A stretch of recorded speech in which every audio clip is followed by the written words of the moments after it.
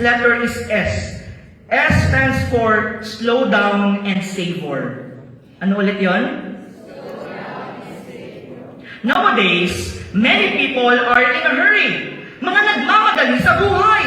Gusto ko agad yumaman, gusto ko agad mag-asawa, gusto ko agad libutin ng daigdig, gusto ko agad may mapatunayan. Nagmamadali ka pala, mamatay ka na, maghukay ka na, tuta doon ka na naman papunta. Tagalin mo pa hukay na, friend. Makulay ang buhay, makulay ang buhay, sa kabilang buhay, tara na, mauna ka. Akala mo ito. Kung sa Batangas pa, ito, Batangas. Akala mo'y maubusan ay aray, salaksak Ikaw kay may lakad, ay relax na sadyang gayaan ang buhay. Unti-unti, daan-daan. All the beautiful events in this universe take time. Do not compare yourself to other people when you see them achieving their dreams fast.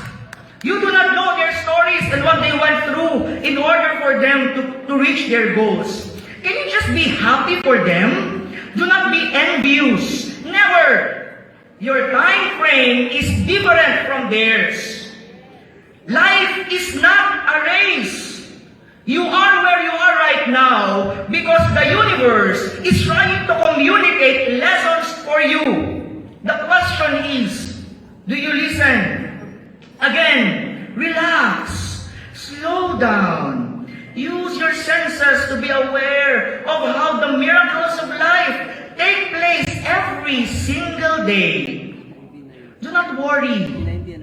God is in charge. I heard this song from Fatima Soriano. Sabi sa song, the more you worry, the more you hurry to the cemetery. I'll repeat. The more you worry, the more you hurry to the cemetery. God bless you, Mama Mary loves you, me too. Yon, ha? Kaya huwag masyadong magpadali.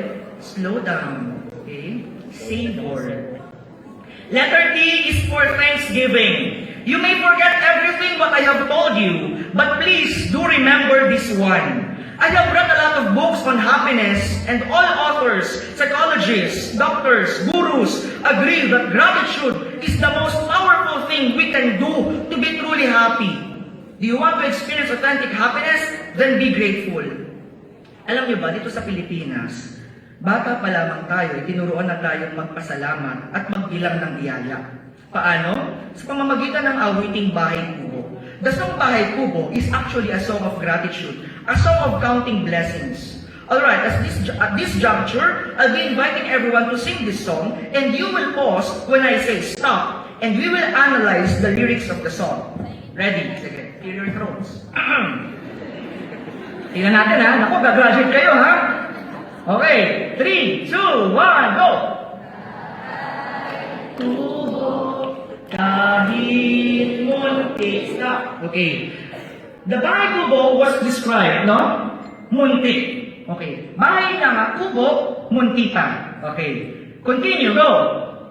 Ang halaman doon ay sari-sari. Stop. Siguro, nung pagdumon niya sa bintana o paglabas niya ng Bahay Kubo, nakita niya, wow! Ang dami palang mga halaman sari-sari.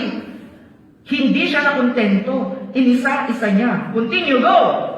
Singkamas at talong, sigarilyas at mani, sitaw, bataw, patani, and so on and so forth. Anong tawag doon, friends? Counting blessings. Inisa-isa niya yung biyayang nakapalibot sa kanya. Dapat, friends, yung title na hindi Bahay Kubo eh. Dapat mga halamang gulay or prutas, no? Kasi saan siya nag-focus? Hindi siya nag-focus sa Bahay Kubo. Hindi niya sinabing, Bahay Kubo, munting-munti, ang pangit-pangit, ang pangit-pangit, sindihan mo masusunog, pag umulan, very sleep, mamaya pa'y may ipis na papasok, mamaya rin may taga dyan, at saka meron pang mga paniki. Hindi niya sinabi yun. Sinabi niya yung mga nakapalibot sa kanyang blessings. Ikaw, friend, saan ka nakafocus? Sa Bahay Kubo mo? O sa mga blessings na nakapalibot sa'yo? O ayan ha, napakalalim pala ng kantang Bahay Kubo, no? Eh yung lerong-lerong sinta. Okay. Count your blessings. Ang dami, sobra. Thank God for the gift of life. The breath you are enjoying right now, the people God sent you, your family, your friends, your teachers, the experiences you have, and this very day, your graduation. Can we all pause for a moment of silence, just to be grateful for the many blessings we have received from God, the source of all good. Thank God.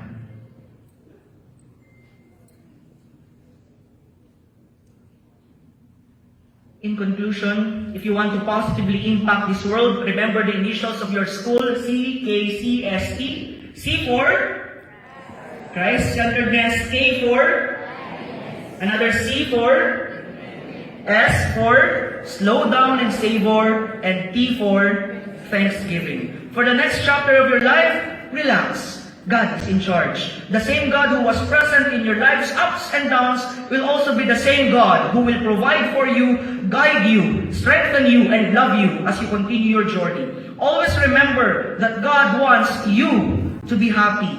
Don't take life too seriously. Congratulations, everyone. Be happy, be blessed.